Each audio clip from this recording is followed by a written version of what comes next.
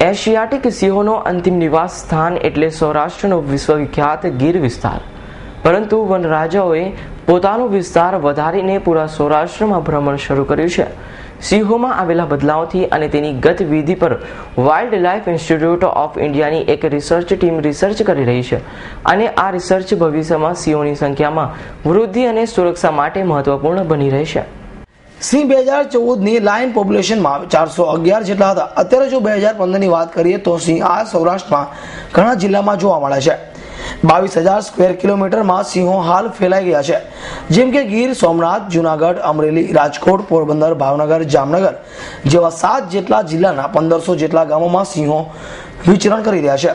સિંહોના સંવર્ધન અને સુરક્ષા માટે વન વિભાગ દ્વારા રિસર્ચ કરવામાં આવ્યું છે, જેમાં વાઇલ્ડ લાઇફ ઇન્સ્ટિટ્યૂટના રિસર્ચ ગીરમાં આવી સિંહો ગીરની બહાર જઈ કેવું મહેસૂસ કરે છે, તેવું સિંહોને શું જરૂર છે, સિંહોનું કેવું ग्रुप लिविंग है. रिसर्च का जो काफ़ी काम हो रहा है यहाँ से पहले से ही काफ़ी सालों से, lion, leopard and other animals सभी कार्निवर्स, हर्बीवर्स सभी पे. तो अभी हमारा जो कंटिन्यूअस काम चल रहा है रिसर्च का उसमें लायन एंड जो लायन का डाइट कंपोजिशन है उसका स्केट एनालिसिस का काम हम कर रहे हैं. तो जो ये स्केट एनालिसिस का काम होता है वो हम सीजनल करते हैं. तीनों सीजन में जो स्केट है सभी Gir national park sanctuary area and सभी जहाँ जहाँ पर लायन की मूवमेंट है कि सर ने बताया उसी तरह से कि 20,000 स्क्वायर किलोमीटर में जो लायन का मूवमेंट चल रहा है तो सभी एरिया में से स्केट कलेक्शन करते हम यहाँ पे हमारे डिवीज़न की ओर से हमारे जो रिसर्च की टीम है वो स्केट एनालिसिस का काम कर रही है. तो उसके हिसाब से जो लायन के डाइट कंपोजिशन में हर्बीवोर का कितना परसेंटेज है वो हम जान सकते हैं और इसी से हमें पता चलता है कि लायन का किस तरह से डाइट कंपोजिशन है. रिसर्च ने प्राथमिक स्टेज पर रिसर्च सिंहों अवलोकन, आदत, ડિફરન્ટ ટેકનિક ઓફ પોપ્યુલેશન એલ્ટિમેશન ઉપર રિસર્ચના હેતુથી ગીરમાં લાગી પડ્યા છે. સાથોસાથ રિસર્ચ ટીમ સિંહોની ગણતરી પણ રિસર્ચ કરી રહી છે, જેમાં સિંહોના અલગ અલગ ચિહ્નોની ઓળખ, સિંહ કયા જાય, સિંહોનું શું જરૂર છે, તેને ક્યાં રહેવું પસંદ છે તેનું રિસર્ચ કરી રહ્યા છે. રિસર્ચે રેડિયો કોલરથી દેખાડ્યું છે કે જુનાગઢ સ્થિત ગિરનાર પર્વતથી ગીર સુધી કોરિડોરથી સિંહો વિચરણ કરી રહ્યા છે. જ્યારે પોરબંદરમાં રિસર્ચનું કર્યું હતું ત્યાં બરડા ગીરમાં કેટલાક સિંહો વસવાટ કરી શકશે અને તેના માટે વાતાવરણ અનુકૂળ છે અને બીજી ઘટતી વ્યવસ્થા શું કરવી પડે જેનો રિપોર્ટ કરી આપ્યો છે.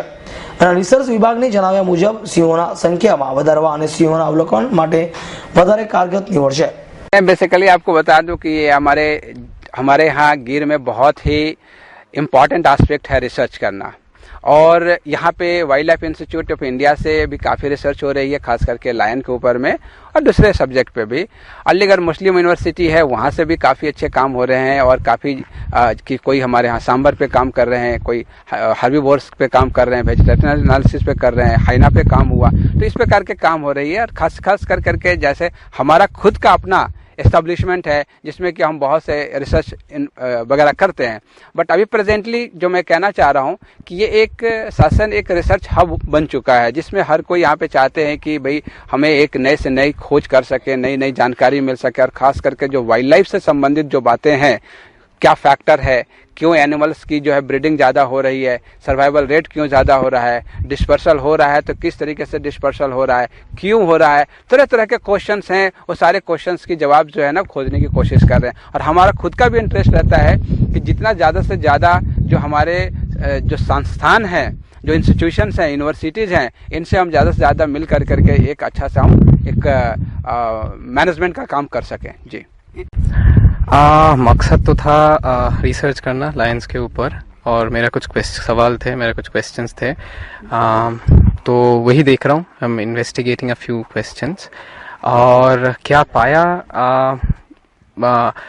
वही अभी भी प्रिलिमिनरी स्टेज में है और देख रहे हम मैं देख रहा हूँ कि कैसे लायंस के जैसे सर बोल रहे थे, डॉक्टर संदीप कुमार बोल रहे थे कि आउटसाइड प्रोटेक्टेड एरिया कैसे मूवमेंट है, कैसे what are the requirements of lionesses outside protected area, ये सब कैसे क्या है.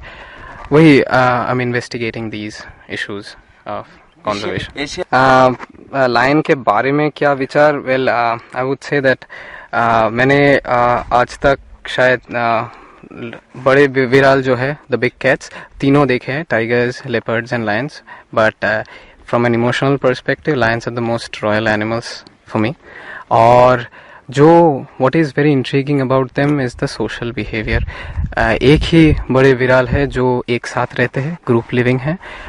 एशियाटिक सिस्टम में ग्रुप लिविंग इतना प्रोनाउंस नहीं है जितना अफ्रीकन सिस्टम में है, लेकिन that also has different dynamics और वही हम लोग देख रहे हैं. एंड ये जो प्रोजेक्ट है wild life institute of India के under the supervision of doctor Y Jhala, ये बहुत साल से चल रहा है, शायद 15-16 साल से चल रहा है अभी. और we are unnerving a few more things. Research में कौन सी चीज़ का फर्स्ट तो यही है कि observations, behavioural observations, different techniques of population estimation जो शायद और एक बंदा कह सकता है वो अभी कर रहे हैं. वो लायन के विस्कर पैटर्न्स और विब्रेसी पैटर्न से, यूनिक आइडेंटिफाइबल मार्क से पॉपुलेशन एस्टिमेशन. फिर उनका जो डॉक्टर संदीप कुमार ने बताया कि रेडियो कॉलरिंग के एस्पेक्ट्स थे जिसमें हम लोग actually we can home in the individuals और कहाँ एनिमल्स जा रहे हैं, उनका रिक्वायरमेंट्स क्या है, कहाँ पे रह रहे.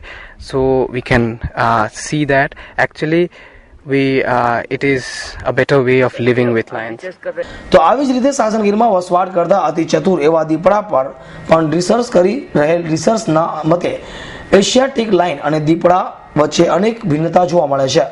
मैं अभी यहाँ पे लेपर्ड इकोलॉजी पे रिसर्च करने के लिए आया हूँ. 2011 में यहाँ पे रिसर्च करने के लिए आया अपने एमएससी डिसर्टेशन में. उस टाइम पे मैंने फूड हैबिट ऑफ लेपर्ड पे रिसर्च किया वेस्ट गिर में और ईस्ट गिर में. तो उसके बाद मैंने 2013 में अपना एमफिल किया स्मॉल और मीडियम साइज मैमल्स पे यहाँ पे. और उसके लिए मैंने फूड हैबिट के लिए स्कैट एनालिसिस किया था और देखा था कि वेस्ट और ईस्ट में फूड लेपर्ड के खाने में अंतर है थोड़ा सा, जो कि प्रे कंपोजिशन के साथ में चेंज होता है. और स्मॉल मैमल्स में मैंने कुछ छोटे जानवरों के बारे में एस्टिमेट किया था पॉपुलेशन का और उनका फूड हैबिट का.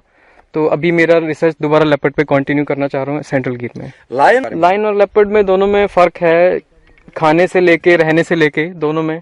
क्योंकि जो लेपर्ड है वो बहुत ज़्यादा जर्नलिस्ट है, कुछ मतलब बहुत ज़्यादा प्रे स्पीशीज़ बहुत ज़्यादा है उसकी डाइट में, जबकि लाइन की में लार्ज प्रे पे ज़्यादा प्रेफर करता है. और स्पेस के टर्म में लेपर्ड जो है वो जो थोड़ा घना एरिया है उसमें रहता है लाइन से अलग रहने के लिए. और जो वो बाहर भी जा रहे हैं लेपर्ड इस वजह से, जिसकी वजह से कॉन्फ्लिक्ट भी बढ़ रहा है. लेपर्ड बहुत ज़्यादा एडेप्टेबल है, वो कहीं भी रह सकता है, शायद घरों के पीछे भी रह सकता है. अभी एक रिसर्च हुई थी महाराष्ट्र में, विद्या थेरिया ने अच्छा रिसर्च किया था. उन्होंने भी बताया था कि एक पेपर आया था कि लेपर्ड बहुत छोटी होम रेंजेस के साथ में लोगों के आसपास रहते हैं बहुत ज़्यादा. क्योंकि लाइन तो सोशल एनिमल है, वो ह्यूमंस के हैबिचुएशन भी हो जाते हैं, लोगों के साथ में देखते हैं, पर लेपर्ड इतना नहीं देखता है, वो एल्यूसिव है बहुत ज़्यादा. तो जब सडन एनकाउंटर्स होते हैं तो फिर लेपर्ड की संभावना रहती है उनको घायल करने के आदमियों को. Dinesh गामवा, S9 news, Gir Somnath.